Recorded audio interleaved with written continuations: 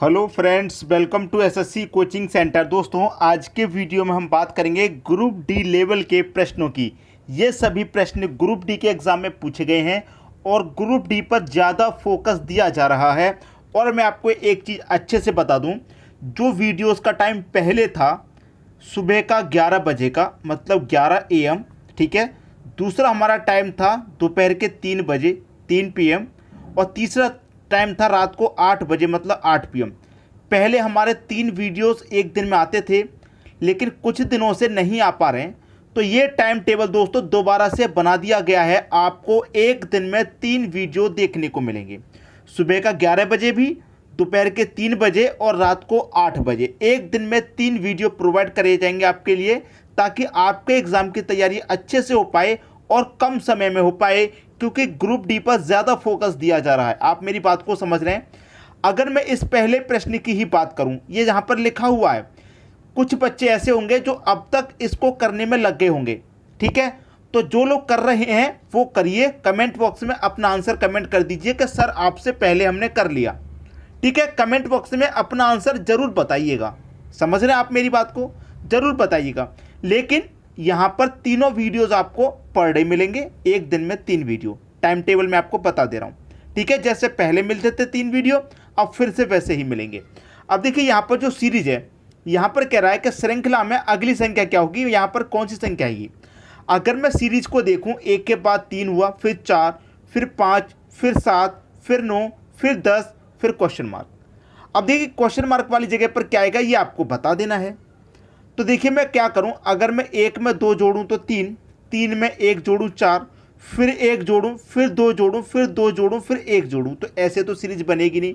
अगर मैं लगातार सीरीज बनाऊंगा तो बनेगी नहीं, क्योंकि कभी 1 जोड़ रहे हैं, कभी 2, फिर 1 ऐसे करके। तो मैं क्या करूँगा, जब ऐसे लगातार ना बने तो एक संख्या को हम छोड़ देते हैं। तो मैं 1 का रिलेशन कितने से बनाऊँगा, 4 से। 3 को छोड़ दूंगा तो 1 से 4 कैसे बनेगा, अगर आप 1 में 3 जोड़ दें तो 4 बन जाएगा, ठीक है। अब फिर से एक संख्या को छोड़ देंगे, 4 के बाद आपने 5 को छोड़ दिया, 7 पे आ गए। तो 4 से 7 कब बनेगा, जब आप 4 में भी 3 जोड़ दें तो 7 बन जाएगा। क्लियर। फिर से आप एक संख्या को छोड़ दें तो 7 से 10 बनाना, 7 से 10 कैसे बनेगा, अगर आप 7 में भी 3 जोड़ दें तो 10 बन जाएगा। बात समझ में आई। एक संख्या को जब छोड़ के रिलेशन बनाया तो यहां पर भी 3 ऐड हुआ, यहां पर भी 3 ऐड हुआ और यहां पर भी। क्लियर। अब जो छूटी हुई संख्या उनका बनाएंगे। भाई 3 का रिलेशन अब कितने से बनाएंगे, आप 5 से बनाएंगे। तो 3 से 5 हो रहा है। भाई 3 से 5 कब होगा, जब आप 3 में 2 जोड़ देंगे, ठीक है। अब फिर 5 का रिलेशन कितने से बनाएंगे, 9 से बनाएंगे। 7 को तो छोड़ेंगे एक संख्या छोड़ के, तो 5 से 9 हो रहा है। भाई 5 से 9 हो रहा है तो 5 में कितना जोड़ेंगे आप 5 में 4 जोड़ेंगे। अब यहाँ पर 9 का रिलेशन कितने बनाएंगे, क्वेश्चन मार्क वाली संख्या से। यहाँ पर 2 जोड़ा गया, यहाँ पर 4 जोड़ा गया, तो सीधी सीधी बात है यहाँ पर 6 जोड़ा जाएगा। भाई सीधी सी बात है, यहां पर 6 जोड़ा जाएगा। तो 9 में 6 जोड़ेंगे कितना आ जाएगा, भाई 15 आ जाएगा। 15 आ जाएगा। 15 कहां दे रखा है, डी ऑप्शन में। ये आपका आंसर आ गया। उम्मीद करूंगा बहुत से बच्चे ऐसे होंगे जो इसको अभी भी सॉल्व कर रहे होंगे, लेकिन सवाल नहीं हुआ। और जिनका हो गया उन्होंने कमेंट में मुझे बता भी दिया कि सर आपसे पहले कर लिया। बात क्लियर है, अच्छे से समझ में आ रहा है। अब देखेंगे हम अगला प्रश्न। अगला प्रश्न है, यदि 13 गुने 12 बराबर 651 और 41 गुने 23 बराबर 349 हो तो 24 गुने 22 बराबर क्या होगा। अच्छा प्रश्न है, 24 गुने 22 बराबर क्या होगा। देखिए यहाँ पर मैं बताऊँ कि 13 12 का गुना 651 तो होता नहीं है, आपको अच्छे से मालूम है। लेकिन अगर मैं 13 और 12 का गुना करता हूँ, रियल में करता हूँ, तो कितना होता है, 12 त्रिक का 36 का 6 कैरी का 3, 12 कम 12 कैरी का 3 जोड़ दूंगा तो 15, 156 होता है रियल में। लेकिन दे कितना रखा है, 651। अब 651 दे रखा है और 156 होता है, और दे कितना रखा है आपको दे रखा है 651 दे रखा है। तो आपने कुछ नोटिस किया कि 13 12 का गुना रियल में 156 होता है, लेकिन दे रखा है 651। तो कुछ नोटिस किया आपने, क्यों दे रखा है, क्या रिलेशन है। तो कुछ बच्चों की समझ में तो आ गया कि लास्ट वाली संख्या को फर्स्ट लिख दिया, ठीक है। लास्ट वाली संख्या को फर्स्ट लिख दिया और बीच वाली संख्या को बीच में लिख दिया और फर्स्ट वाली को लास्ट में लिख दिया। इस तरीके से समझ में आ गया, बहुत सारे बच्चों की समझ में आ गया, ठीक है। अब देखिए 41 और 23 का गुना करिए। 41 और 23 का गुना रियल में कितना होता है, रियल में, क्योंकि हमने यहां पर भी रियल में किया, यहां पर भी 23 का 1 से मल्टीप्लाई करेंगे 23 ही रहेगा, तो 23 का 3 आ जाएगा, कैरी का 2। 23 चौक 92 होता है, और 92 में क्या करेंगे, कैरी का 2 जोड़ेंगे तो 94, 92 2 जोड़ेंगे 94, ठीक है 94। और वही यहाँ पर कर दो, जो लास्ट वाला था उसे फर्स्ट लिखा गया, तो लास्ट वाले को हम यहाँ फर्स्ट लिखेंगे 3, बीच वाले को बीच में लिखेंगे 4, और फर्स्ट वाले को लास्ट में लिखेंगे तो कितना हो जाएगा 9। 349 हुआ, यहाँ पर भी 349 दे रखा है, तो इसका मतलब बिल्कुल सही सॉल्व कर रहे हैं हम। अब यहाँ पर भी कीजिए भाई, 24 गुने 22 बराबर क्या होगा, ये कह रहा है, ठीक है कर दो भाई, प्रश्न तो सॉल्व करना है, कर दो। 24 का मल्टीप्लाई 2 से करेंगे 48, 48 का 8, कैरी का 4 रहेगा, 24 दुने का 48, 48 में कैरी का 4 जोड़ेंगे 52, ठीक है 52। अब करना क्या है, बस वही करना है, जो लास्ट वाला उसे फर्स्ट में लिखना है, बीच वाले को बीच में लिख देना है, और फर्स्ट वाले को लास्ट में लिख देना है। ये हो गया आपका 825, 825 हो गया भाई। 825 किस ऑप्शन में, ये देखना है आपको। 825 बी ऑप्शन में दे रखा है, ये आपके प्रश्न का बिल्कुल सही जवाब हो गया। तो उम्मीद करूंगा सभी को प्रश्न अच्छे से समझ में आ गया, कोई दिक्कत परेशानी किसी को नहीं होगी। अब देखेंगे हम अगला प्रश्न। अगला प्रश्न है, दिए गए विकल्पों में से विषम शब्द चुनिए। अप्रैल, जून, अगस्त, सितंबर, इनमें कोई एक विषम है, वही आपको बताना है। भाई ये अप्रैल का महीना, जून का महीना, अगस्त का महीना, सितंबर का महीना दे रखा है, इसमें विषम हम कैसे पता करें कि भाई कौन सा विषम होगा। तो आप कर क्या सकते हैं, आपको ये देखना है कि अप्रैल का जो महीना होता है वो कितने दिन का होता है। अप्रैल का महीना 30 दिन का होता है भाई, और जून का जो महीना होता है वो भी 30 दिन का होता है, और अगस्त का महीना होता है 31 दिन का, और सितंबर का महीना भी आपका 30 दिन का होता है। अब हमसे विषम की बात कर रहा है, अगर मैं चारों ऑप्शन को ध्यान से देखूं, ये भी 30 दिन का, ये भी 30 दिन का, ये भी 30 दिन का, लेकिन ये 31 दिन का, तो ये अलग हुआ कि नहीं हुआ, ये विषम हो गया। यही हमारा आंसर हो गया, सी ऑप्शन अगस्त। अगस्त हमारा इन सभी में क्या हो जाएगा, विषम हो जाएगा। समझ में आई बात। अब देखेंगे अगला प्रश्न। अगला प्रश्न है, दिए गए विकल्पों में से विषम चुनिए। यहां पर भी विषम चुनना है हमें, यहां पर भी 4 ऑप्शन है, 2010, 2012, 2011, 2013। अब यहां पर भी विषम हमको पता करना है। 2010 कैसा है, साधारण वर्ष है कि लीप वर्ष है, आप बोलेंगे साधारण वर्ष, ठीक है। 2011 ये भी साधारण वर्ष है, 2013 ये भी साधारण वर्ष है, लेकिन 2012 क्या है, हमारा लीप ईयर है। 2012 लीप ईयर है। बहुत सारे बच्चे जानते नहीं हैं कि लीप ईयर क्या होता है। लीप ईयर वो होता है जो 4 से पूरा पूरा कट जाए, तो 2012 हमारा 4 से ही कट जाएगा, इसलिए हमारा लीप वर्ष हो गया। अब लीप वर्ष 4 से कटने का मतलब क्या है कि जो हमारा लीप वर्ष होगा उसमें फरवरी का महीना आपका 29 दिन का होगा, याद रखना 29 दिन का होता है फरवरी का महीना, वही हमारा लीप वर्ष होता है। अब 2012 में लीप वर्ष 2012 में हमारा जो फरवरी का महीना रहेगा वो 29 का रहेगा, इसलिए ये हमारा लीप वर्ष है। तो याद रखिएगा, लीप वर्ष वो होते हैं जो 4 से पूरे पूरे कट जाएं। अब 2012 के बाद में 2016 हमारा लीप वर्ष है। 4 वर्ष के बाद में रिपीट होता है लीप वर्ष, हमेशा याद रखना 4 वर्ष के बाद में। 2016 में फरवरी का महीना 29 का होगा। अब 2016 के बाद में 2020 ये भी लीप वर्ष है, ये भी 4 से पूरा कटेगा, तो इसमें भी फरवरी का महीना 29 का। और बाकी के साधारण वर्ष में फरवरी का महीना 28 का रहेगा, जो लीप वर्ष होगा उसमें 29 का रहेगा।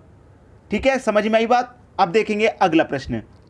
अगला प्रश्न है, ए सी का पिता है।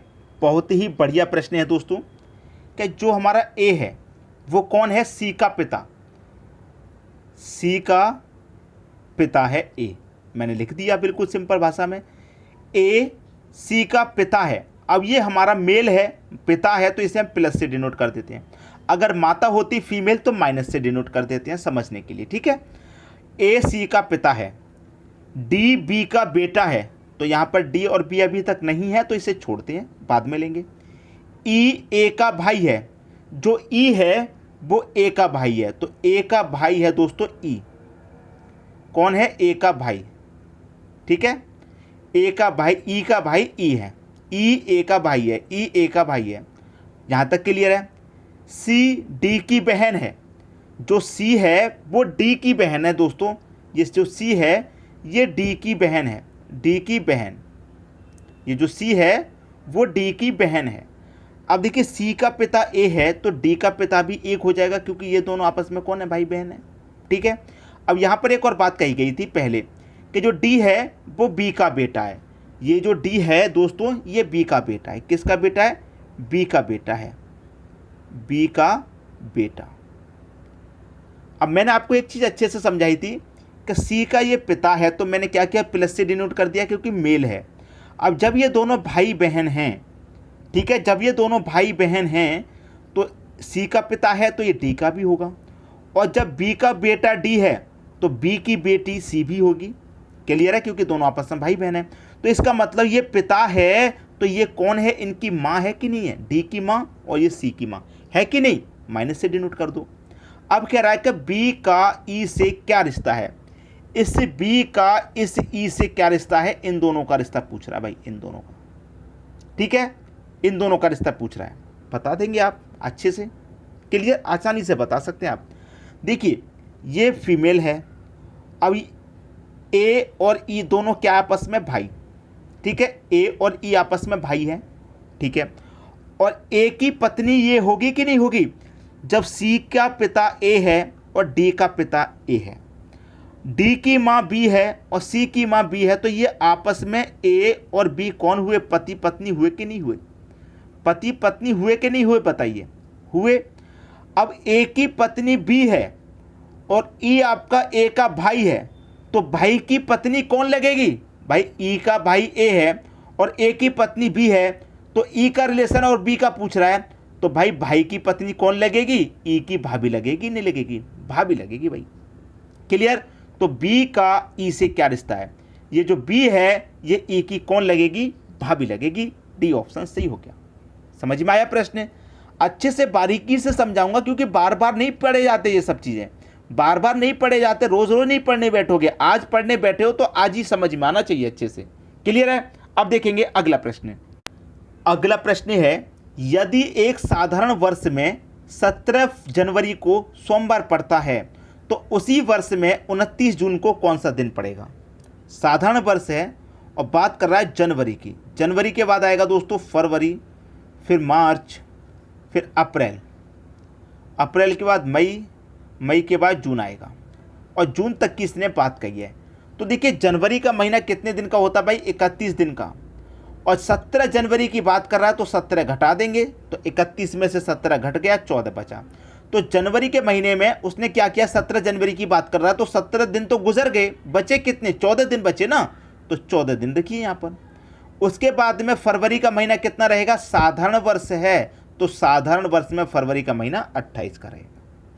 उसके बाद मार्च का महीना 31 का, अप्रैल का महीना 30 का, अप्रैल के बाद मई का महीना 31 का, और मई के बाद जून का महीना कितने का? जून, 19 जून की बात कर रहा है तो 19 तारीख ही तो लेंगे जून की, बस। अब क्या करना है? सबको जोड़ देना है। जोड़ दीजिए भैया, सबको जोड़ेंगे। 9 और 1 10, 11, 19, 23, कितना हो गया दोस्तों? 23 का 3, कैरी का 2 रहेगा।